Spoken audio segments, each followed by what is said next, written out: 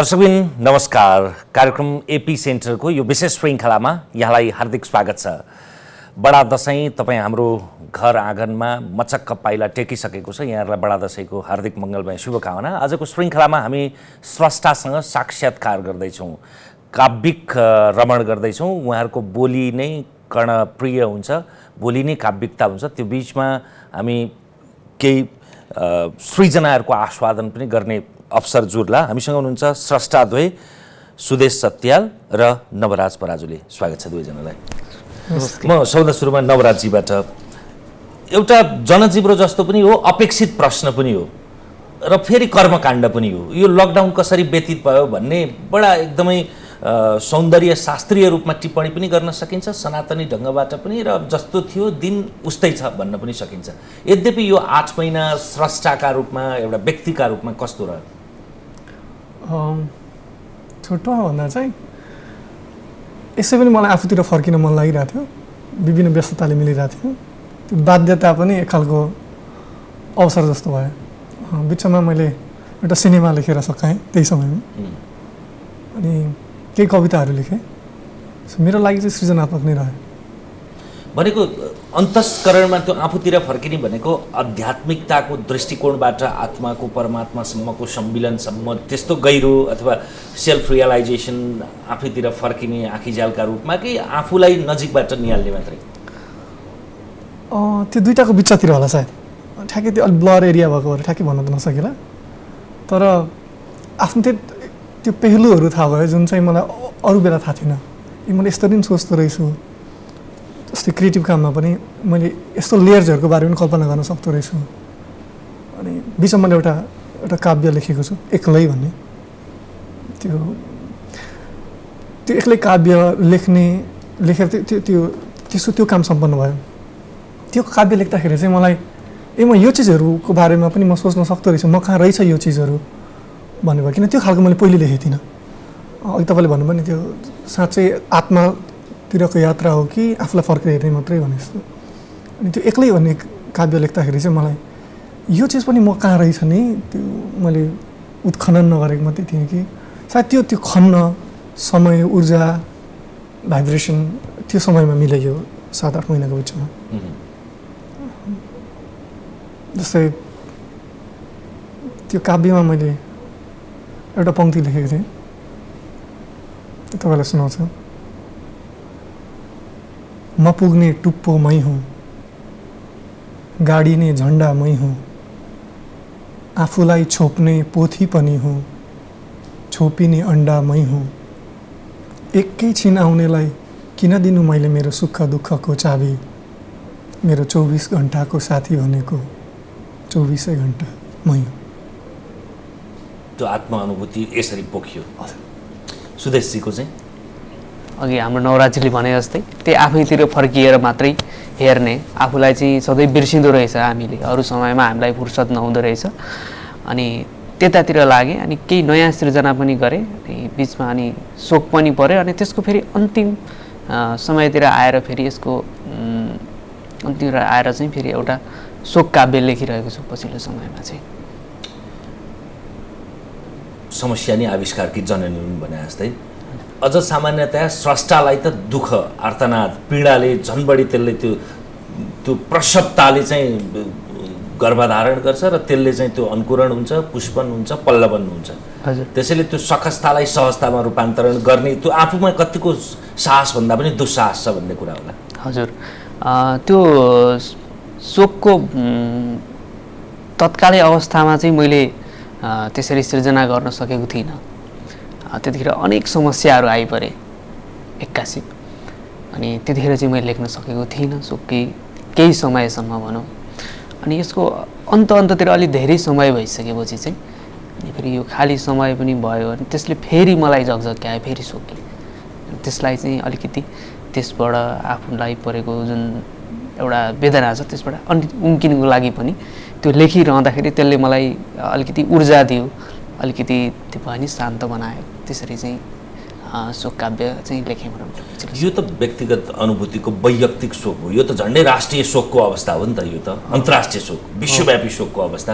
त्यसलाई चाहिँ त्यो शोक र शक्तिको त्यो बिम्बले तपाईँलाई कुन परिमाणमा, कुन घनत्वमा छ? थाहा पाइयो भन्ने भयो कि मलाई चाहिँ हामी कस्तो अवस्थामा रहेछौँ भन्ने कुरा। हामी मात्रै होइन, इभन हाम्रो राज्यको प्रणाली, जस्तै उदाहरणको लागि अमेरिका भनेको यो हो भनेदेखि तपाईँले विश्व जोड्नु भएको भने अमेरिका भनेको यो हो, ड्रिम कन्ट्री, सबजना जान चाहने, त्यहाँ जे हुन्छ ठिक हुन्छ, सबभन्दा राम्रो डेमोक्रेसी छ लगायतको कुराहरू। अनि त्यो अमेरिका यस्तरी नाङ्गिएको देखिन्थ्यो। अहिले चाहिँ अमेरिका जस्तो देशको पनि स्वास्थ्य प्रणाली कस्तो रहेछ भन्ने थाहा भयो, इभन युरोपका केही देशहरूको बारेमा पनि। अब नेपालको त झन् नाङ्गियो। यसै बिचमा हामीले हाम्रो कमजोरीहरू पनि थाहा पायौँ, आफ्नो व्यक्तिगत कमजोरीहरू पनि। एकै ठाउँभित्रै कति समयसम्म बस्न सक्दो रहेछौँ। जस्तै एउटा यस्तो समय थियो जतिखेर चाहिँ सरकारले बस भनेको कारणले मात्रै सरकार खोलिसक्दा जाने भने चाहिँ हाम्रो आफ्नो सेल्फ कन्ट्रोल चाहिँ कस्तो रहेछ त भन्नेको लगायतको कुराहरू थाहा भयो।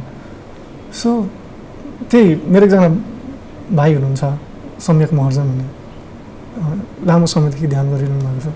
एकचोटिमा 14 महिनाको लागि ध्यानमा जानुभयो, 3 महिनाको लागि जानुभएको थियो, समय थप्दै 14 महिनासम्म बस्नुभयो। ऊ फर्केर आएपछि अनि ऊ चाहिँ म जुन कविता कन्सर्ट हुनु गर्छु त्यसमा उहाँ बाँसुरी बजाउनुहुन्थ्यो। अनि ऊ फर्केर आएपछि मैले सोधेँ उसलाई, सम्यक ध्यान भनेको के रहेछ भनेर। उसले आन्सर दियो, थाहा हुनु रहेछ। सो जसरी ध्यानबाट मान्छेले आफ्नो भित्री कुरा थाहा पाउँछ, त्यो थाहा हुनु भन्ने थाहा हुन्छ, त्यस्तै अहिलेको यो के भन्ने यो क्राइसिसले चाहिँ हामीलाई थाहा दियो हामी शक्ति भनेको के रहेछ र को चाहिँ शक्तिशाली रहेछ वास्तवमा, अनि के चाहिँ शक्तिशाली होइन रहेछ। जस्तै अघि तपाईँले भन्नुभयो, अझै जोड्छु मलाई लाग्छ यो समय यो विगतको 7-8 महिनामा जति पुस्तकहरू पढिए त्यति पुस्तक मलाई लाग्छ पहिले वर्षौँमा पढिएको थिएन होला। पुस्तकको शक्ति के रहेछ थाहा भयो। त्योभन्दा अगाडि किताब भनेको यसो कुनै बेला प्रायः मान्छेहरूलाई किताब पढ्ने अमलीहरू त पढिरहन्थे, तर प्रायः कमन म्यानको लागि त्यतिखेर चाहिँ लेखक भनेको यो रहेछ, लेखकले नि बचाउँदो रहेछ हामीलाई। धेरै मान्छेलाई चाहिँ धन्न किताब पढ्न पाइएर बाँच्यो भन्ने कुरा सुन्न पाएँ, लेखक त बचाउने मान्छे रहेछ यो। त्यस्तै गरी यो समयमा यति धेरै युट्युबमा भिडियोहरू हेऱ्यो कि त्यतिखेर मान्छेलाई थाहा भयो गीत सङ्गीत अथवा त्योसँग रिलेटेड कुराहरू हुनु यिनीहरूले पनि बचाउँदो रहेछन्, त्यो कुरा थाहा भयो हामीलाई। सानो एउटा एप्लिकेसनको कुरा गर्ने भने टिकटकमा यो कति यो स्थापना कालदेखिसम्म जति पनि बनेका थिए त्योभन्दा बढी भिडियोहरू चाहिँ त्यो समयमा बज्यो। ओके, अब मान्छेलाई कति कुरा एक्सप्रेस गर्नु रहेछ, मान्छे के कुरा भन्नु रहेछ, तर यो एउटा माध्यमले गर्दा भन्न सक्यो भन्ने कुरा थाहा भयो।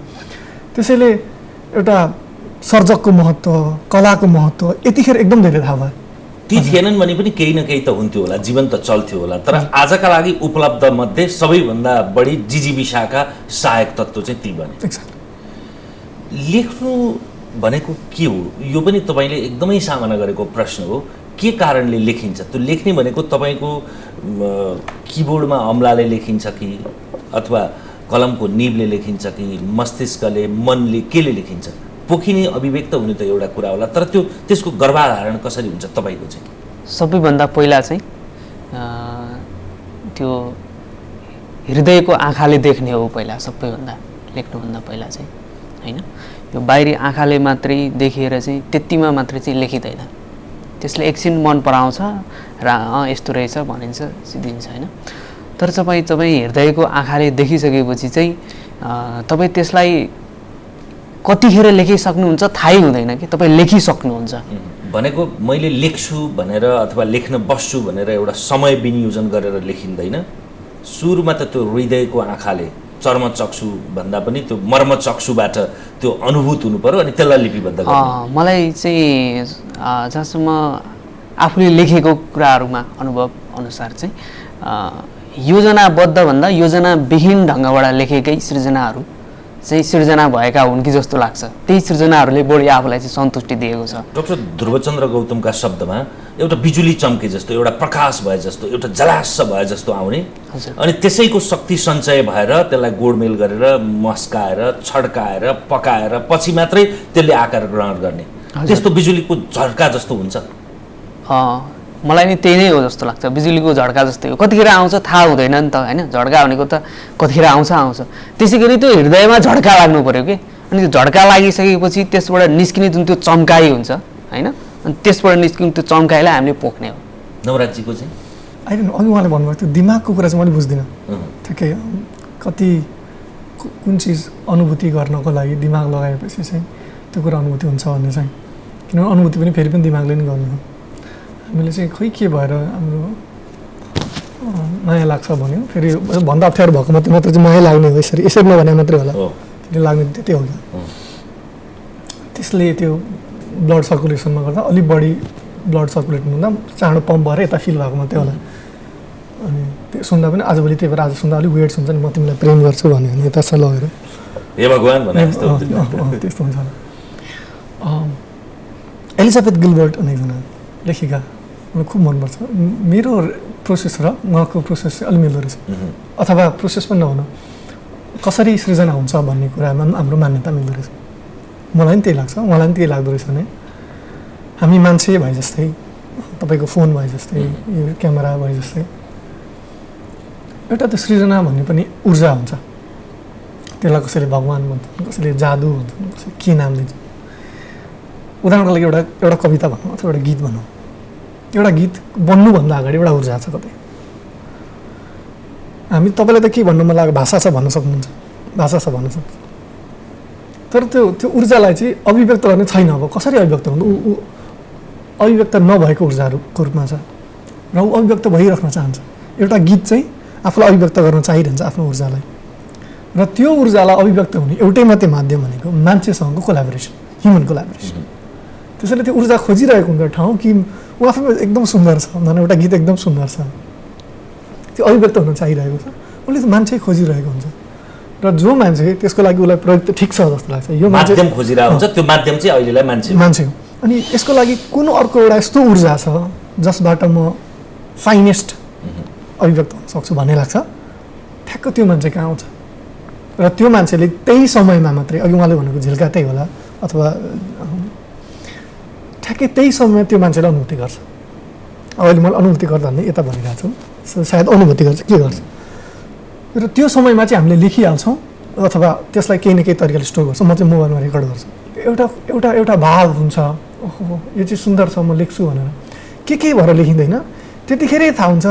कहिलेकाहीँ आफ्नै वरपर कुनै एउटा साथीले कविताको कुरा गर्ने, आफ्नै कुनै एउटा आफ्नो समय कुनै एउटा साथीले त्यो कविता लेखिरहन्छ, अनि यो त मैले सोचेको थिएँ तर लेखेको थिइनँ भन्ने हुन्छ क्या आफूलाई। सायद त्यो त्यही भएको होला, त्यो उसले पर्खेन क्या मेरो लागि खासै समय, त्यो ऊर्जाको जीवनभरिको समय चाहिँ मेरो लागि भनेर छैन। तपाईँले नयाँ चहरबाट, नयाँ दृष्टिकोणबाट, यो नयाँ भनेको स्रष्टालाई नयाँ होइन, किनभने त्यो त एलिजाबेथ गिलबर्ट नपढा होइन, तपाईँलाई यस्तो किसिमको अभिव्यक्ति यसरी सूत्रीकरण गरेर नभने पनि होइन होला, तर आम दर्शकहरूका लागि चाहिँ यो नयाँ किसिमको कुरा हो। यसलाई अझै पुनश्च व्याख्या गर्दा यो अस्तित्वमा, यो ब्रह्माण्डमा विभिन्न प्रकारका ऊर्जा छन्, त्यसमा त सन्देह भएन। ती ऊर्जाहरूमध्ये सृजनात्मक ऊर्जा पनि यत्र तत्र सर्वत्र छन्, तर त्यो ऊर्जा को मार्फत पोखिने त, को मार्फत अभिव्यक्त हुने भन्ने उपयुक्त धरातल, उपयुक्त माध्यम खोजिरहेका हुन्छन्। त्यो माध्यम सत्याल पनि हुन सक्ला, पराजुली पनि हुन सक्ला, यात्री पनि हुन सक्ला, अरू कोही हुन सक्ला। उसले सबभन्दा सादृश्य ठानेको अडेस लाग्ने भित्ता मान्नेसँग एकाकार भयो भने त्योबाट पोखिन्छ। फेरि उसको जुन घनत्वको ऊर्जा छ, हामीले पनि त्यही घनत्वको त्यो उत्सुकता सहितको ऊर्जा दियौँ भने मात्र त्यसरी अभिव्यक्त हुन्छ। अनि त्यो भनेको कहिले कविता, कहिले उपन्यास, कहिले काव्य, कहिले महाकाव्य, त्यसरी पोखिन्छ। सङ्गीत जुनसुकै प्रकार, जस्तै एउटा उदाहरण दिन्छु तपाईँलाई म। कतिपय म्युजिसियनहरूलाई चाहिँ कस्तो भएको हुन्छ भने राति सुतेछ, उसले के जस्तै हामी भन्छौँ लेख्न बस्ने भने जस्तै ऊ गिटार लिएर के लिएर त बस्ने होला नि त कम्पोजिसन गर्नलाई, अथवा कसैलाई यतिकै पनि हुन्छ। काइपोचे भन्ने फिल्मको त्यो मान्जा भन्ने गीत चाहिँ एकदम सुन्दर गीत छ। राति 3 बजे, बिहान पख 3 बजे जुरुक्क उठ्दाखेरि चाहिँ त्यो धुनसहित बिउजे उसले, त्यो धुनसहित बिउजे हतारपत रेकर्ड गरे र त्यो रेकर्डेड भयो। कतिपय ठाउँमा कस्तो पनि भएको छ कति सर्जकलाई भने एउटा मिठो धुन आएको, ड्राइभ गरिरहेको थियो, कार कुदाइरहेको थियो, हिँडिरहेको थियो, के भइरहेको थियो, म घर गएर गर्छु रेकर्ड गर्छु, कि हराएको थियो। त्यस्तो एकदम धेरै हुन्छ। जस्तै तपाईँलाई एउटा इक्जाम्पल दिन्छु, कवितासँग जोडेर। एउटा मेरो च्याउ भन्ने कविता छ, सगरमाथा गइरहेको। सबै कवितासँग त्यस्तो हुँदैन, त्यो कवितासँग के भयो भने मेरो गाउँमा एकजना दिदी हुनुहुन्छ उहाँ चाहिँ जन्मीदेखि बोल्न सक्नुहुन्न थियो, राम्रोसँग हिँड्न पनि सक्नुहुन्थ्यो। जतिखेर उहाँको मुखबाट रियाल बगिरहने। अनि हामी त्यो गाउँमा खेलेर खेल्दा पनि उहाँ खेल्न आउनु नसक्नुहुन्न थियो। त्यस्तो एक दिन मैले त काठमाडौँमा पढिसकेर फर्केर जाँदाखेरि त्यो दिदीलाई देखेँ। दिदीले मलाई इसारामा के भन्नुभयो, बोल्न सक्नुहुन्थ्यो, के भन्नुभयो मैले बुझिनँ। त्यहाँ काकीलाई सोधेँ, काकी दिदीले के भन्नुहुन्छ अनि दिदीले भन्नु, त बुढो भइसक्यो, तेरो दारीजुङ्गे आएछन् भने कि यो दिदीले भन्नु। मैले सोधेँ दिदी चाहिँ कति वर्षको हुनुभयो त? अनि काकीले भन्नु 43 वर्षकी भयो। दिदी 43 वर्षको हुनुभएको थियो, उहाँ एकदमै हुनुहुन्थ्यो, बोल्न त्यतिखेर पनि सक्नुहुन्थ्यो, हिँड्न सक्नुहुन्थ्यो, जतिखेर रियाल बगिरहन्थ्यो।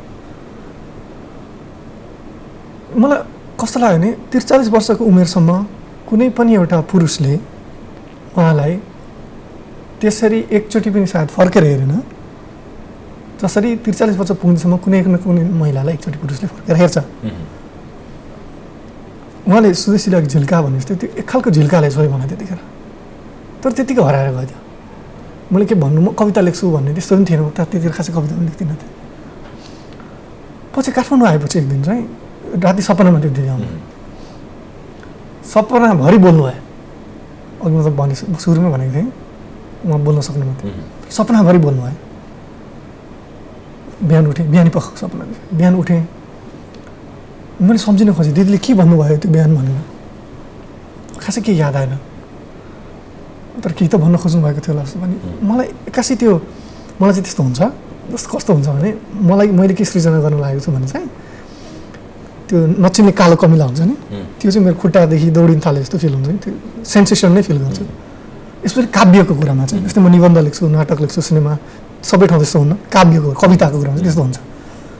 जस्तै मलाई त्यो फिल भयो भने, जस्तै कुरा गर्दा कहिलेकाहीँ म साथीहरूसँग कुरा गर्दा गर्दै पनि त्यो भाइब्रेसन फिल गरेपछि म जानुपर्छ भनेर कतै एक्लै बस्छु। सो त्यो बिहान त्यस्तै भयो, त्यो नचिन्ने कालो कमिलाहरू जिउमा दौडे जस्तो एक खालको भाइब्रेसन। अनि म त्यतिखेर टाइप गर्न जान्दिनँ, पेन्सिल र डायरी थियो त्यहीँ अगाडि टेबलमा। मैले सर र केही लेखेँ, इन्ट्रेस्टिङली मैले सर र त्यो 20-25 मिनट लेखेँ। यसरी मानौँ मलाई कविता कण्ठ थियो, पहिले कण्ठस्थ थियो, सरै लेखेँ, सरै याद भयो कविता, च्याउ शीर्षकको कविता थियो। मलाई के लाग्यो भने पछि मैले सोच्दाखेरि चाहिँ अनि यसो हेरेँ, एक कविता लेखेँ नि मैले भयो, हेरेँ डायरी त्यहीँ लेखेछु मैले भन्छु। अनि अघि तपाईँले भनेको कुरासँग चाहिँ मैले कसरी जोड्न चाहेको भने त्यो दिदीको जुन ऊर्जा थियो नि, जुन सृजना, त्यो दिदीको कुरालाई, त्यो आइडियालाई, त्यो म्याजिकलाई, जसलाई भन्न चाहन्थ्यो, त्यसले मलाई रोज्यो, मलाई सपनामा रोज्यो। र मैले त्यो समय त्यसरी लेखेँ, नलेख्दो हुँ म त्यस्तो हो। त्यो कुनै समय अरू कसैले लेख्थ्यो होला क्या, त्यस्तो भएको छ, त्यस्तो विभिन्न घटना छन्। अहिले हामी कुरा गर्दै एउटा एकदमै चित्त बुझाउने कुरा तपाईँले गर्नुभयो लेखकका लागि। म कुनै समय बडा राम्रो लेख्थेँ, अहिले लेख्नै सक्दिनँ, अथवा मलाई लेख्ने हुटुटी छ तर लेख्न सक्दिनँ। यिनीहरू कति राम्रो कविता अथवा काव्य लेख्न सक्छन्, म सक्दिनँ भन्नुका पछाडि त्यो दोष उसका लागि रहेन रहेछ, त्यो ऊर्जाको लायक ऊ रहेन रहेछ भन्ने त ठान्नु पर्यो, अथवा तत्काल अहिले लायक रहेन रहेछ, पछि हुनसक्छ तपसिलमा। मेरो व्यक्तिगत अनुभवबाट जति धेरै चिज चाहिँ एफर्ट लगाएर सिर्जना हुन्छ, त्योभन्दा बढी चाहिँ सरेन्डर गर्दा हुन्छ जस्तो लाग्छ। हिजो सरेन्डर, तर एक्टिभली सरेन्डर। म चाहिँ त्यसो गर्छु। मलाई मानौँ कुनै ऊर्जाले, मैले खै भनेको थिएँ आज कस्तो यो राम्रो स्फुरण भइरहेछ, मलाई कुनै ऊर्जाले छोयो, यसको मतलब यो होइन नि त म यसलाई सब भाषामा लेखिहाल्न सक्छु भनेर। यसको पनि आफ्नो प्रोसेसिङ टाइम छ। लेख्न सकिहाल्यो भने त गजब, सकिनँ भने चाहिँ म एक्टिभली पर्खिन्छु, म एक्टिभली एफर्ट लगाउँदिनँ, एक्टिभली पर्खिन्छु, म त्यो उसलाई आउन समय दिन्छु। र म विश्वास गर्छु त्यो ऊर्जा जुन जहाँबाट आएको छ त्यो मभन्दा निकै विशाल छ, कम्तीमा मभन्दा विशाल छ। र जब उसले चाहन्छ त्यो मेरो चाहनुभन्दा कैयन गुणा ठुलो छ, तर म चाहिँ आफूलाई तयार मात्र राख्छु। तर जब जतिखेर उसले चाहन्छ नि त्यतिखेर चाहिँ म तयार हुँ। आफूलाई जब तपाईँ तयार राख्नुहुन्छ, त्यो आफूलाई त्यो अघि तपाईँले टोकस्नु भन्ने हुन्थ्यो नि, मैले लेख्न सकिनँ, अहिले अर्को लेखिरहेको छ, त्यो भन्नुभन्दा आफूलाई एक्टिभली फेरि पर्खिनु भन्नाले कुनै दिन होला भनेर चाहिँ त्यो होइन। म चाहिँ त्यसो गर्छु, फेरि यही सबले गर्नुपर्छ भने म चाहिँ यसो गर्छु कि म एक्टिभली पर्खिन्छु। स्वर्गीय माधव सुगिनीले पनि मसँग भेट्दाखेरि उहाँसँग मैले भेट्नु, मेरो जीवनमा एकदम ठुलो अर्थ राख्छ। म त्यतिखेर परराष्ट्र मन्त्रालयको अधिकृतको तयारी गर्दै त्यतिखेरको मेरो सपना चाहिँ मलाई साथीले भनेको थिए परराष्ट्रको अधिकृत भयो भने चाहिँ संसारको 6वटा देश घुम्न पाइन्छ कम्तीमा भनेको थिएँ। अनि मलाई एकदम यो घुम्न भनेपछि चाहिँ 6वटा देश घुम्न पाए त गजब हुन्थ्यो। गएको भनेको त्यो झापा घर भारतसम्म गएको थिएँ। त्यतिखेर त्यो तयारी गरेर बेला चाहिँ उहाँसँग भेट भएको थियो। मैले त्यहाँ कविता सुनाएको थिएँ उहाँलाई 3टा। अनि त्यहाँ कविता सुनाउँदाखेरि चाहिँ उहाँले मेरो हात समात्नु भयो। सुदेशको पनि सुन्दर अनुभूतिहरू छ। म 3टा कविता सुनाएँ। सगरमाथाको गहिराई, सतीदेवको गाण्डी र डडेको इन्द्रणी हुने। त्यतिखेर उहाँ 96 वर्षको हुनुहुन्थ्यो क्या। त्यस्तो हात समात्नु भयो। उहाँको हात पनि कामिरहेको थियो मेरो। उहाँले त्यो कविताको बारेमा व्याख्या गर्दै हुनुहुन्थ्यो कि मैले सुनाएको कविता हात समात्नु भएर एउटा वाक्य भन्नुभयो। त्यो वाक्य चाहिँ मेरो जीवनमा मैले त्यो कविताको आएको ऊर्जालाई मैले मेरो ऊर्जा त्यति नै दिनुमा एकदमै ठुलो हात छ। उहाँले हात समातेर भन्नुभयो। जब म 3टा मात्रै कविता लेख्थेँ त्योभन्दा अगाडि म परराष्ट्र मन्त्रालयको जागिरी हुने भन्ने सोच्थ्यो। त्यति हात समातेर भन्नुभयो, बाबु तपाईँ कवितामा आउनु भएन भने लेख्नु भएन भने पनि होइन। मलाई ठ्याक्क सम्झना छ त्यो कामेको सुरु। बाबु यदि तपाईँ कवितामा आउनु भएन भने तपाईँलाई कविताको पाप लाग्छ। यति भन्नु मैले मलाई पुग्यो त्यो।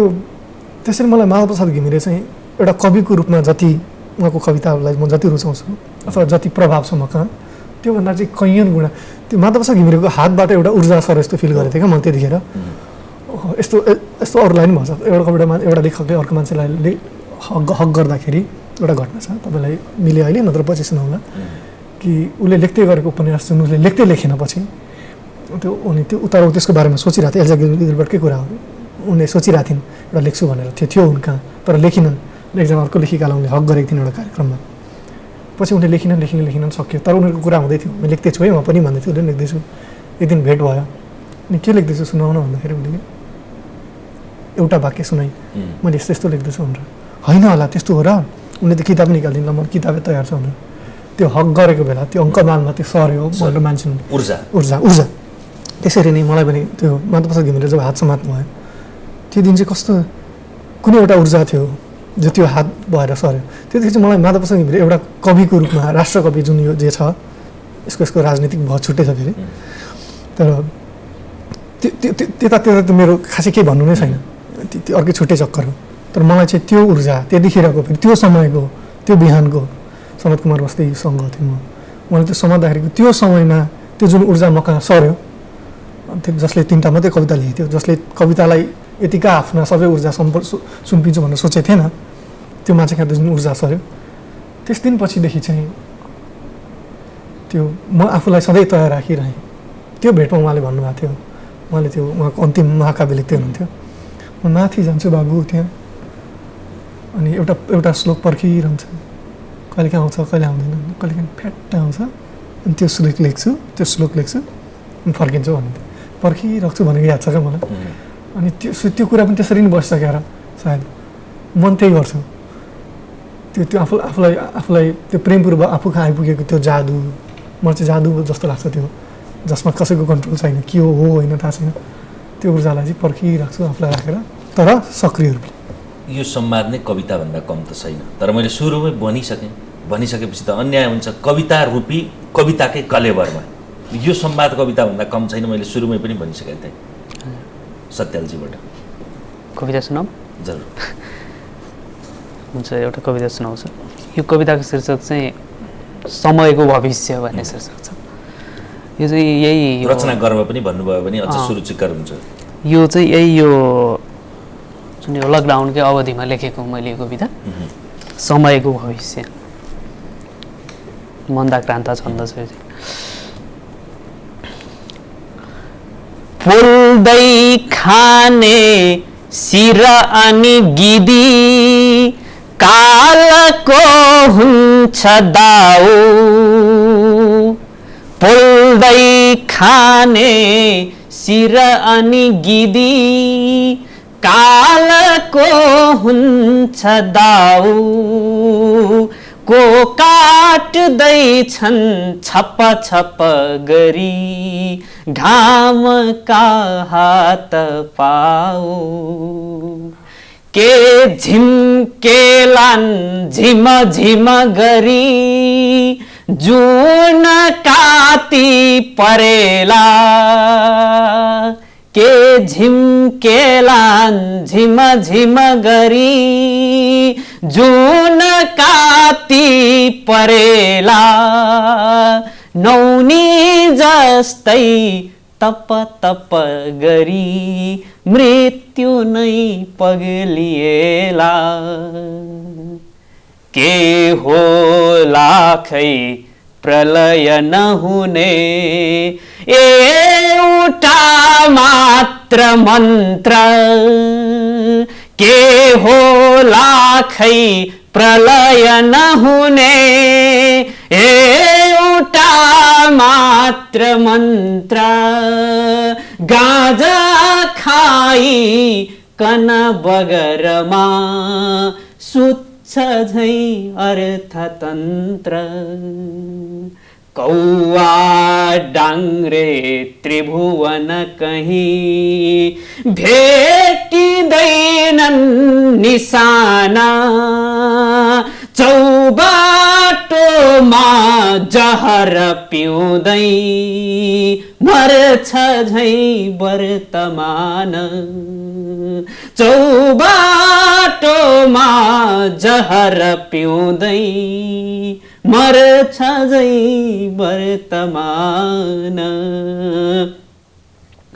आली जस्तै जीव पनि सबै ताछिएका हुनेछन् आली जस्तै जीव पनि सबै ताछिएका हुनेछन् छामी हेर्दा मुटु तरुखमा झुन्डिएका हुनेछन् कान्छी औला टुकु टुकु हिँडी पुग्दछन् कन्दरामा कान्छी औला टुकु टुकु हिँडी पुग्दछन् कन्दरामा आँखा सारा तरुल जसरी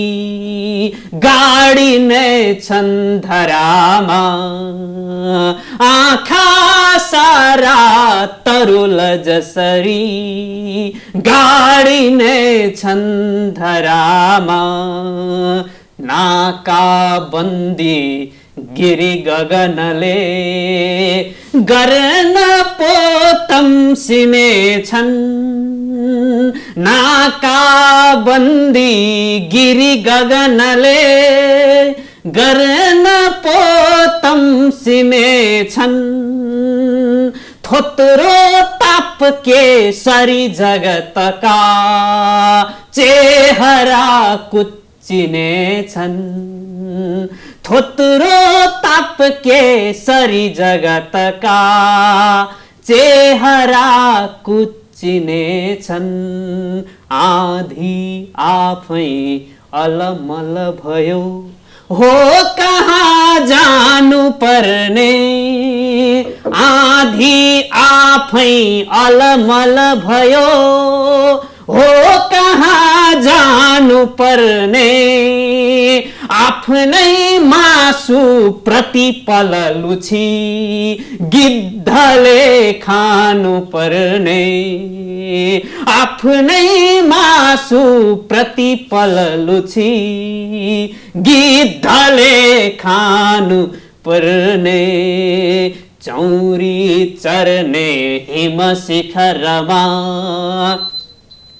बालुवा थुप्रिनेछ चौरी चर्ने हिम शिखरमा बालुवा थुप्रिनेछ यो पृथ्वीको त्यस बखतमा चेतना कुप्रिनेछ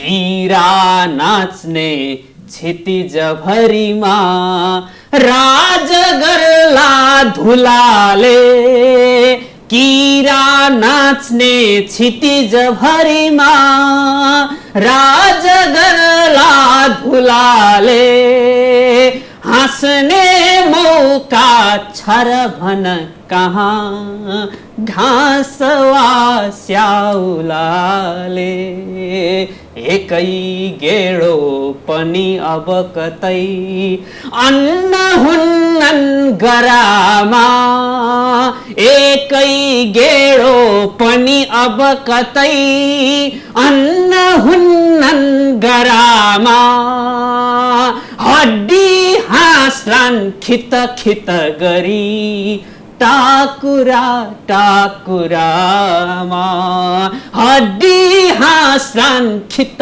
खित गरी टाकुरा टाकुरामा बस्ला ढुङ्गा सरी सडकमा बगेन बिर्सेर खोला बस्ला ढुङ्गा सरी सडकमा बगेन बिर्सेर खोला भाग्दै भाग्दै समय दगुरी गर्भमा लुक्छ होला भाग्दै भाग्दै समय दगुरी गर्भमा लुक्छ होला। यो कविताको चाहिँ जसले अघि नवराजीले भन्नुभयो नि लेखनमा पनि त्यो ऊर्जा मिल्नुपर्छ भने जस्तै यसको सुन्दा श्रोतालाई पनि त्यस्तै ऊर्जा छ भने मात्रै उसले मनन गर्न सक्छ, नत्र भने सक्दैन। ऊर्जा मिल्यो भने त आँगै जिरिङ्ग हुने गरी डक्क फुल्ने गरी आफैलाई सादृश्य रूपमा पाउँछ नि, होइन भने त कविता सुन्दाखेरि कवि स्वयं एक्लै मात्रै बाँकी रहने भन्ने उखान जस्तै हुन्छ नि। अब सिर्जना पछाडि तुरुन्त सिर्जना गर्ने ऊर्जा हुन्छ नवराजी? त्यो चाहिँ डिपेन्ड्स अपन त्यो अघिल्लो सिर्जना कस्तो थियो भन्ने। उहाँको सिर्जना यति अघि तपाईँले भन्नुभएको थियो म अनुभूति गरिरहेको छु कि पहिलो कुरा त मैले सुदेशको पहिला सामान्य उसको एउटा छन्दमा शब्द विकृत छन्दमा सुनिरहेको, नयाँ छन्दमा सुन्दाखेरि त्यो एक खालको अर्कै ध्वनि आइपुग्यो म कहाँ। हुन्थ्यो बग्न बिर्सेर नदी बाटोमा ढुङ्गा जसरी बस्ला भन्ने लाइन त्यो उसले सुनाएको कविता मात्रै नभएर त्यो कविता कहाँबाट आयो भन्नेसम्मको यात्रा गर्दै थिएँ कि म चाहिँ अघि एकछिन। त्यही केटीका रामजी जस्तै हामी चाहिँ कस्तो भयो भने एउटाले कविता अघि तपाईँले भन्नुभयो नि कविता मात्रै कवि मात्रै बाँकी रहन्छ भन्नुहोस्। मलाई के लाग्छ भने कविले कविता सुनाएपछि त्यो सुन्ने मान्छे त्यो सुन्नुभन्दा अगाडि जस्तो थियो त्यही नै रह्यो भने सायद त्यो कविता थिएन होला। कविता लेखेको मान्छे कविता लेख्नुभन्दा अगाडि जस्तो थियो त्यो कविता लेखेपछि पनि त्यही भयो भने सायद त्यो कविता भएन होला। कविता सुनाउने मान्छे पनि कविता सुनाउँदै गर्दा सुनाइसकेपछि ऊ अघि जस्तो थियो त्यस्तै रह्यो भने ऊ त्यो कविता थिएन होला र ऊ कवि पनि थिएन होला। सुदेशले अघिको कविता सुनाएर मलाई अघिको मबाट अर्कै म बनाइदिनु भयो कि त्यो भाइब्रेसन म अहिले पनि फिल गर्न सक्छु मेरो औँलाको टुप्पाहरूमा। त्यो यस्तो मिठो गरी आयो। अब मैले भाषामा पुरा मिलाएर यो यस्ता बिम्ब यस्ता प्रति भनेर गफ गर्नु परेन नि त, मलाई जे हुनु भइसक्यो कि यहाँनिर every fibre of my being त्यसले चाहिँ तपाईँले भाषाले अभिव्यक्त गर्दा त मरिच कस्तो हुन्छ पिरो होइन, खोर्सानी पिरो, आकाश र जमिनको फरक छैन। त्यसैले त्यो हामीसँग शब्द त सीमितता छ नि, अनुभूति नै ठुलो कुरा हो नि। एकदमै सायद म प्रयास गर्छु टेकरामजी त्यहाँबाट उठाउन जहाँ सुदेशले छोड्नु भएको थियो। म बटुवा होइन बाटो हुँ, मलाई कहीँ पुग्नु छैन। म यात्री होइन यात्रा हो, मलाई कहीँ पुग्नु छैन। मलाई कसैले देखेन भन्ने दुःख छैन। मलाई कसैले देखेन भन्ने दुःख छैन। मलाई हावाले बाँचेको मान्छेले पनि हावालाई देख्दैन। मलाई कसैले ओत दिएन भन्ने दुःख छैन मलाई। जस्तै घाम पानीमा पनि रुखले छाता ओढ्दैन। म माटोले बोकेको गर्व हुँ, सूर्यले देखेको सपना। म नदीले जोडेको सम्बन्ध हुँ, हावाले भत्काएको सिमाना। म आकाशले अँगालेको अस्तित्व हुँ। हार्ने म होइन, हार्ने म होइन, म त हारेको मलाई देख्ने हुँ। जित्ने म होइन, म त जितेको मलाई देख्ने हुँ। हुने म होइन, म त भएको मलाई देख्ने हुँ। म तिम्रो किन हुनु पर्यो, मलाई त आफ्नै हुनु छैन। म तिम्रो किन हुनु पर्यो, मलाई आफ्नै हुनु छैन। मलाई त उसको हुनु छ, जसको भइसकेपछि फेरि कसैको हुनु पर्दैन।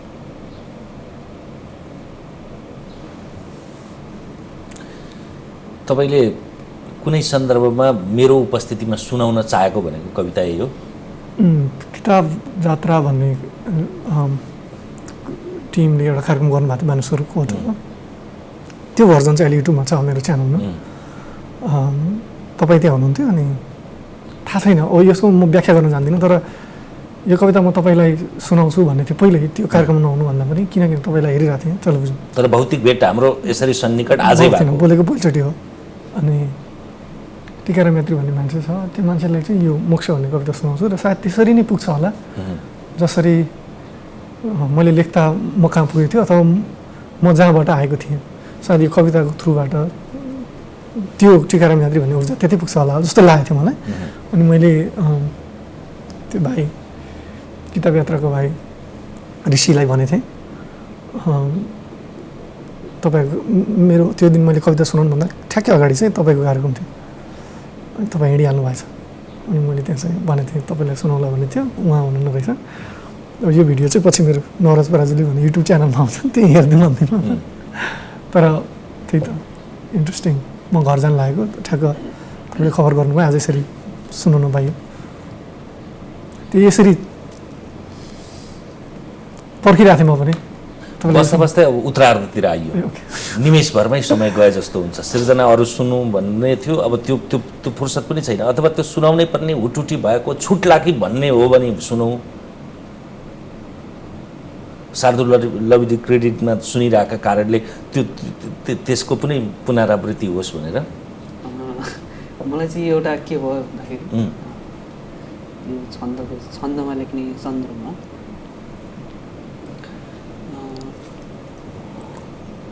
सामान्यतः चाहिँ अरू छन्दमा कवितै नलेखे जस्तै पनि एउटा पाठकले त्यतिसम्म सोचिदियो होइन। जबकि म 15-20वटा छन्दमा कविता लेखेको छु होइन। अनि त्यही भएर पनि आजकल अरू छन्दमा सुनाउन खोज्ने होइन, त्यस्तो चाहिँ म अलि बढी गर्न खोज्छु होइन। अनि अरू छन्दमा पनि त्यसरी वाचन गर्न चाहिँ नसक्ने अथवा भनौँ त्यसै तरिकाबाट त्यही रूपमा न्याय गर्न नसक्ने जस्तो लाग्दैन आफूलाई चाहिँ छन्दमा चाहिँ वाचन गर्दाखेरि होइन। त्यही भएर चाहिँ एउटा बाँसुरी कविता सुनाउँछु। अघि मैले भनेको कुरा चाहिँ त्यो थिएन वास्तवमा, तपाईँले त्यसरी लिनुभएको त होइन? त्यो मैले चाहिँ सुनेकै थिइनँ तपाईँको पहिले। हो एकदम, तपाईँले जुन तर्क गर्नुभयो त्यो तर्क धेरैले गर्नुहुन्छ होइन। तर्क पनि थिएन, ठिक खैर अभिमत भनौँ। अभिमत मलाई चाहिँ यो छन्दमा झन् बढी मजा आएको थियो। ठिक छ, मैले यो छन्दमा चाहिँ बिचमा धेरै कविता लेखेको छु। यो उसमा भनौँ यो लकडाउनको अवधिमा, त्यसैको अवधिमा लेखेको कविता थियो यो अहिले सुनाएको मन्दाक्रान्त छन्दको होइन। हुन्छ, एउटा बाँसुरी शीर्षकको कविता सुनाउँछु। यो चाहिँ स्रग्मिणी छन्द हो। बाँसुरी। गीतको देशमा बस्दछन् मूर्छना, गीतको देशमा बस्दछन् मूर्छना पालबाटै हो निस्किए सिर्जना नाच्दछन् ओठ सङ्गीतमा छमछम नाच्दछन् ओठ सङ्गीतमा छमछम कम्मरै भाँच्दछन् आज सारे गम कम्मरै भाँच्दछन् आज सारे गम नादमै पौडिने गर्दछन् ती सुख नादमै पौडिने गर्दछन् ती सुख चुम्न पाऊँ सधैँ बाँसुरीको मुख गाउँदा गाउँदै बिर्सिए माधुनी गाउँदा गाउँदै बिर्सिए माधुनी बाँसुरी चोर छ यो कोइलीले पनि राधिका झैँ फसे फुलबारीहरू राधिका झैँ फसे फुलबारीहरू कृष्ण लीला नहुन् बाँसघारीहरू कृष्ण लीला नहुन् बाँसघारीहरू फुट्न जान्यो भने प्रेमको बाँसुरी फुट्न जान्यो भने प्रेमको बाँसुरी काखमै आउँछिन् विश्वकी सुन्दरी रागमै झुल्दछन् दैत्यवा देउता रागमै झुल्दछन् दैत्यवा देउता बाँसको पुत्र हो बाँसुरी एउटा बाँसको पुत्र हो बाँसुरी एउटा यो कतै हो हुरी यो कतै माहुरी यो कतै हो हुरी यो कतै माहुरी बज्न पाओस् सधैँ मोक्षको बाँसुरी बज्न पाओस् सधैँ मोक्षको बाँसुरी त्यही बाँसको छोरो बाँसज्याङ त हो नि त्यसलाई मिठो लय दियो भने लय भने एउटा बिम्ब हो जीवन पनि त्यही त हो अब साँच्चै उत्तरार्धमा यो लकडाउनको अवधि मात्रै होइन अहिलेसम्म हामी जे बन्छौँ लक्ष्मीप्रसाद देवकोटाले भन्ने गरेको शब्दमा भन्दा हामीमा हुने सृजनाको आयाम अथवा त्यो के माध्यमबाट कसरी आउँछ भन्दा प्रतिभा व्युत्पत्ति र अभ्यास यी तीनटालाई उहाँले त्रिवेणी रूपमा त होइन प्रतिभामा अलि बढी हुन्छ व्युत्पत्ति र अभ्यास तीनटा कुराबाट आउँछ भन्नुभएको थियो त्यसैले त्यो अभ्यास त गर्नुहुन्छ व्युत्पत्ति अरूबाट पढ्ने कुरा त भइ नै हाल्छ त्यसैले समकालीन र अग्रज अनुजकै सही नवराजजीसँग पहिले नेपालको विश्व साहित्यको जुन भए पनि रेन्डमली जो आउँछ अन्याय हुँदैन किनभने मैले अहिले फ्याट्टै सोधेका कारणले जसको नाम छुटो उहाँ साथीहरूले हामीप्रति अन्याय भयो भन्ने ठान्नुहुन्न पहिले चाहिँ तपाईँले भन्नुभयो नि त्यो सिर्जनाको लागि प्रतिभा बाहेककाहरू कुरा मलाई चाहिँ पठन चाहिँ मेरो लागि त्यो पहिलो स्रोत होइन ऊर्जाको मेरो लागि चाहिँ मेरो चाहिँ श्रवण हो म गीत सुन्छु सङ्गीत सुन्छु त्यसैले मलाई यस निदाको बेला भाइ जतिखेर गीत सुन्छु म मेरो चाहिँ सङ्गीत सुन्नु चाहिँ त्यो मेरो सृजनालाई श्रृङ्गार्ने पनि नभन्नु त्यो भाइब्रेसन दिइराख्ने चिज चाहिँ त्यो सुमसुमाइराख्ने त छ सही भन्ने मेरो त्यो मेरो सृजनाको हुनुको आभास गराइराख्ने चिज चाहिँ गीत हो। सङ्गीत सुन्दा त्यस्तो हुन्छ मलाई चाहिँ बढी, पर्दाभन्दा बढी। र पर्दाको कुरा चाहिँ धेरै अब नाम एकदमै लामो हुन्छ, तर छोटोमा एक दुईजना भन्नुपर्दा चाहिँ जब फैज अहमद फैज पढ्छु म त्यहीँ पुग्छु जहाँ पुग्दा जहाँ एउटा सर्जक पुग्न चाहन्छ। रुमी पढ्दा त्यहीँ पुग्छु।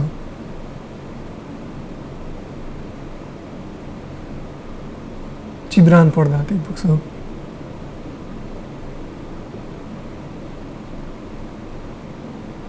टगोर पढ्दा त्यहीँ पुग्छु।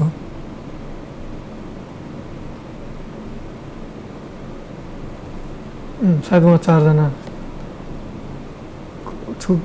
चारजनाको पटक पटक नाम लिएको एलिजाबेथ उहाँको चाहिँ एउटा फिक्सन थियो र केही पुस्तकहरू। उहाँको चाहिँ त्यो राइटिङको उहाँले भन्नुभएको कुराहरूसँग मेरो रचना गर्भको सन्दर्भसम्म चाहिँ मेरो लागि थियो। उहाँको त्यो द बिग म्याजिक भन्ने किताबले चाहिँ एकदम धेरै छोएको थियो मलाई। तर मैले अघिदेखि तपाईँलाई सङ्केत गरिरहेको थिएँ त्यहाँ पुग्ने भन्ने। अनि जबसम्म फेज पढ्दाखेरि चाहिँ हामी अब उतार दमाइसक्यौँ, तर फेजको कविता पढ्दा चाहिँ बेला बेला मलाई म एकदम धेरै दोहोऱ्याएर पढ्छु। धेरै किताबभन्दा पनि मन परेको किताब एकदमै धेरैचोटि पढ्छु, सयौँचोटि नै। म जन्मिँदा फेजको मृत्यु भइसकेको थियो, तर मलाई बेला बेला फेजको कविता पढ्दै गर्दा पहिला एकचोटि मैले कविता लेखेको थिएँ नि जस्तो हुन्छ। त्यो कविता जुन फेजले लेख्नु भएको पहिला मैले एकचोटि लेखेको थिएँ नि जस्तो। रुमी पढ्दा पनि त्यस्तो हुन्छ। त्यो एउटा वाक्य त अझ वाक्य हुन्छ, out beyond the ideas of wrongdoings and right doings, there is a field. I'll meet you there. त्यसलाई चाहिँ कस्तो मैले लेखेको जस्तो लाग्छ कि अरू 700 वर्ष अगाडि रुमी लेखेँ। रुमी पढ्दा, जिब्रान पढ्दा पनि त्यस्तो हुन्छ, टकोर पढ्दा पनि त्यस्तो हुन्छ। उहाँ एकदम धेरै पढ्छ। अब एकदम लिस्ट लामो छ, तर जस अहिले छुटाउने मैले कहिले नछुट्ने जहिले बोकेर हिँड्ने। नेपालका नेपाली भाषाको चाहिँ नेपाली भाषामा चाहिँ लेखनाथ पौडेल, फेरि मलाई चाहिँ एकजना मान्छे भन्दा नि काव्य उहाँको के भन्ने हुन्छ। जस्तै नेपाली साहित्यका 3 उत्कृष्ट सृजना भन्ने मलाई लाग्ने, 3 उत्कृष्ट मलाई सबभन्दा बढी छुने 3 उत्कृष्ट सृजनाभित्र चाहिँ कविश्री लेखनाथ पौडेलको चाहिँ चुडिएको चङ्गासित भन्ने कविता छ। अब जस्तो त्यो कविता पढेर नि म जहाँ पुगेँ त्यो अद्भुत कविता छ कि त्यो त्यतिको जादु हामी कहाँ भन्थ्यो कि थिएन जस्तो लाग्छ मलाई। भयो होला अरू पनि, तर मलाई चाहिँ त्यो चुडिएको चङ्गालाई चाहिँ एउटा मान्छेले भन्दै गरेको त्यो कविता छ क्या। ए चङ्गा त जा ढुलुमुलु नगरी सर अक्कासिँदै जा, स्वर्गङ्गाका मसिना जलकणहरूको माधुरी केही लिँदै जा भन्दै भन्दै त्यो उसलाई त्यो उसको बाटो देखाउँदै थियो। यो धागो यो लटाई लटपट सब यो बिर्सिँदै बिर्सिँदै जा भन्नु छ कि त्यो धागो त्यो लटाई लटपट सब यो बिर्सिँदै बिर्सिँदै जा। त्यो उसलाई कहाँ जा भनेको हो, त्यो छुटेको के हो भन्ने चिज चाहिँ त्यो कविता ठ्याक्कै मलाई नै भनिरहेछ। त्यति उदात्त एक्ज्याक्टली। मेरो आफ्नो धागो देख्छु कि मेरो लटाई देख्छु, आफ्नो चुडिनो देख्छु। त्यो गगन कुखुराको केन्द्रमा लिन भइजा भन्नु छ। त्यो केन्द्र पनि थाहा हुन्छ। म त अघि त्यो भनिरहेको थिएँ नि। त्यो लेखनाथ पौडेलको लेखनाथ पौडेलको सबै कविताहरू होइन, त्यो कविता पढ्दा अरू त्यस्ता केही कविताहरू मलाई एकदम धेरै प्रभाव छ। अघि हाम्रो कुरा भयो जस्तै मलाई चाहिँ देवकोटा चाहिँ मैले सायद धेरै नबुझेर पनि होला। देवकोटाको निबन्धबाट जति आनन्द लिन सकेँ कविताबाट त्यति लिन सकिनँ, सायद मेरो भाषाको कमजोरी होला।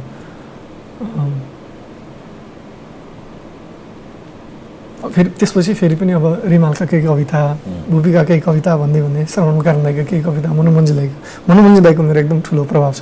उहाँको कविता सुनेको दिनको भाइब्रेसनले मलाई एकदम धेरै अर्थ राखेको थियो। रावतको कविता मनपर्छ, सुदेशीकै कविता मनपर्छन्, गजलहरू मनपर्छन् आजभोलि मलाई। नेपालीमा लेखेका ईश्वर दाहाल, प्रदीप रोदनहरूको गजलहरू पनि धेरै मनपर्छ।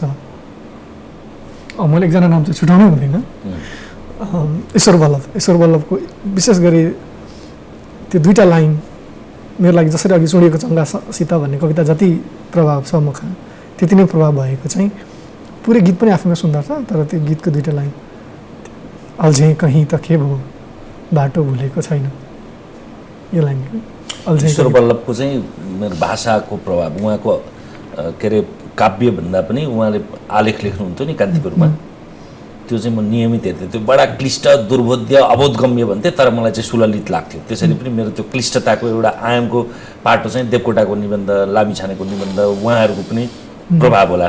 अब सुदेशी, म चाहिँ यो कविता लेख्न थालेको गुरुकुल पढ्न थालेपछि त्यहाँभन्दा अघि कविताप्रति केही थिएन होइन। अनि म 6 कक्षामा पढ्दाखेरि शाकुन्तल, देवकोटाको शाकुन्तलको एक श्लोक, मिठो लाग्छ मलाई त प्रिय कथा प्राचीन संसारको भन्ने जो श्लोक चाहिँ 6 क्लासमा पढ्दा गुरुले यो श्लोक पढाएर, यो काव्यको नाम एक श्लोक पढाएर यसको अर्थ लगाउनु भयो। त्यसपछि मलाई चाहिँ केही दिन लगत्तै पुस्तकालयमा गएर देवकोटाको शाकुन्तल खोजेर केही बुझिनँ, तर मैले श्लोक कण्ठ पारेँ। अहिले पनि कतिपय बुझ्दिनँ, तर पनि मलाई देवकोटाको शाकुन्तलको पहिलो सर्ग चाहिँ यति धेरै प्रिय लाग्छ। त्यतिखेर मैले 6-7मा पढ्दाखेरि, त्यो 10-11 वर्षको उमेरमा पनि त्यतिखेर 25-30वटा श्लोक कण्ठ पारेको। अहिले पनि म 15-16वटा श्लोक। एउटा सर्ग सुनौ न त सस्वरले। मिठो लाग्छ मलाई त प्रिय कथा प्राचीन संसारको, हाम्रो भारतवर्षको उदयको हैम प्रभासारको, जाडामा पनि कोयली कुसुमका बास्नाहरू सम्झँदै फर्केलान् दिन फेरि उत्तर भने बस्छे अकेली रुँदै, के श्रृङ्गार गुलाबलाई कमलैलाई मधो किन, नीलो रङ्ग थपी सफा गगनमा मूर्खै बनु के भन, ठोसियो नखरे ठुटे कलमको टुप्पो झिनो चकचके, सक्तैनस् यति मात्र लेखिन गए सन्तुष्ट हुन्थे जन। यसरी चाहिँ मैले 6 कक्षामा यसरी चाहिँ पढेको थिएँ शाकुन्तल। अहिले पनि शाकुन्तलको पहिलो सर्ग चाहिँ एकदम पढिरहन्छु, यसो अगाडि प्रायः सिरानमै हुन्छ शाकुन्तल चाहिँ मेरो।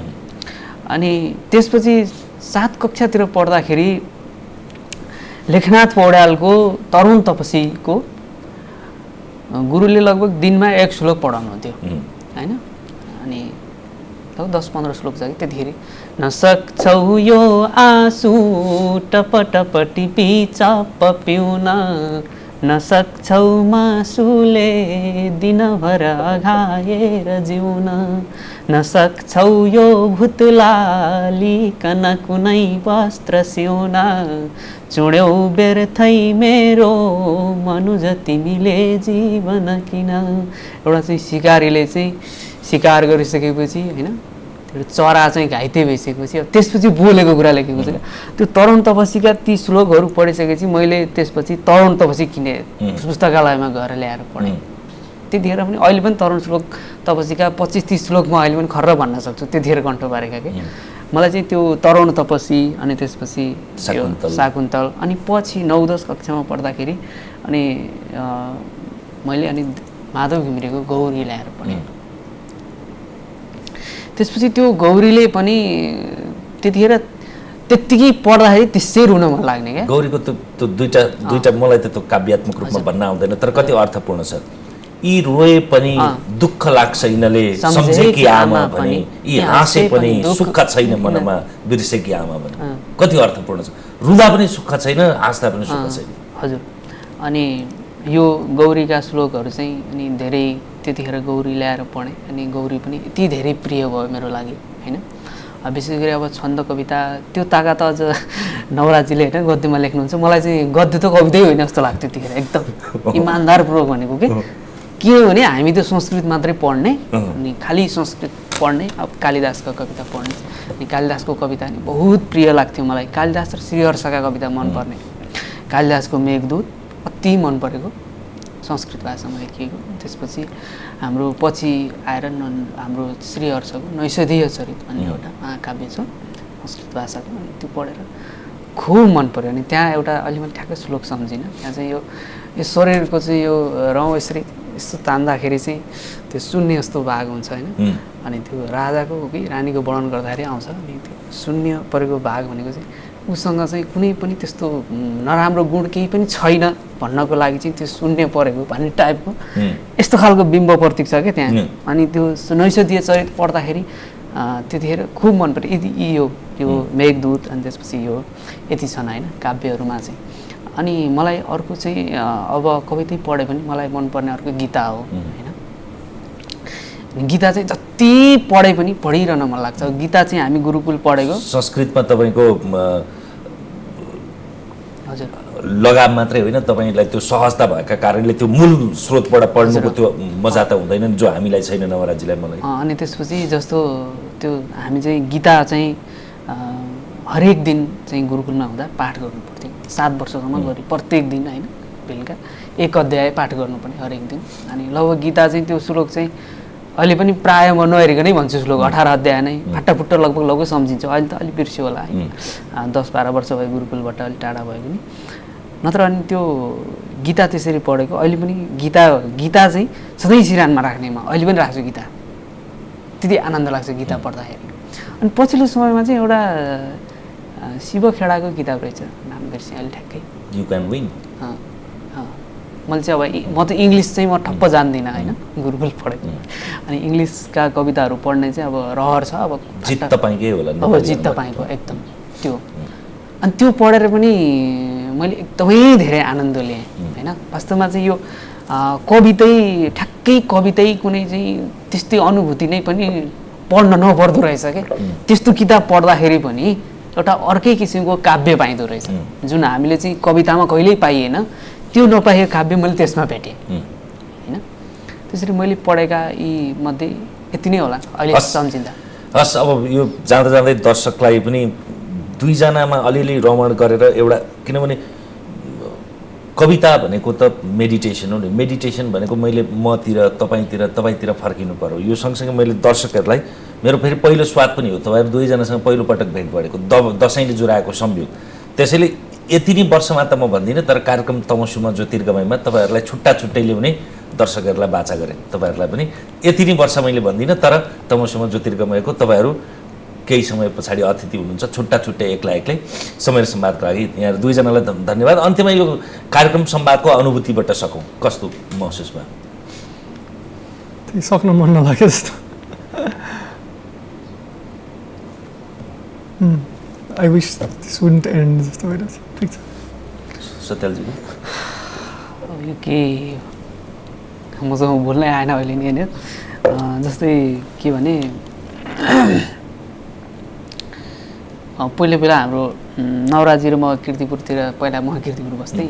अनि मलाई चाहिँ त्यो एकदमै त्यो हृदयले ठ्याक्क खोजेको मान्छेसँग चाहिँ बोल्दाखेरि हाम्रो नवराजीसँग नि त्यही अनुभूति फेरि आए होइन। मसँग चाहिँ आयो अनि भन्दैछु उहाँसँग भेट्दा त्यही आयो। अनि त्यसपछि हजुरसँग चाहिँ यो पहिलो भेटमा पनि, अनि किनभने अब हजुरलाई पनि मैले हृदयदेखि मन पराएको, हृदयदेखि सुनेको, परोक्ष रूपमा चाहिँ परोक्ष रूपमा होइन। त्यही दिन एकदम त्यो मन परेको एकदम हृदयले चाहेको मान्छेसँग चाहिँ बोलिरहनु पाए हुन्थ्यो जस्तो त्यतिखेरको अनुभव थियो। अहिले पनि त्यही अनुभव पाएँ। त्यो बाजीराव मस्तानी भन्ने फिल्ममा एउटा गीत छ, त्यो गीतको फिलिङ भइरहेको छ अलिकति थोरै चाहिँ। त्यो आज इबादत रूबरू हो गई भन्छ क्या, केही चिज चाहेको थियो त्यो रूबरू भयो, भेट भयो भने।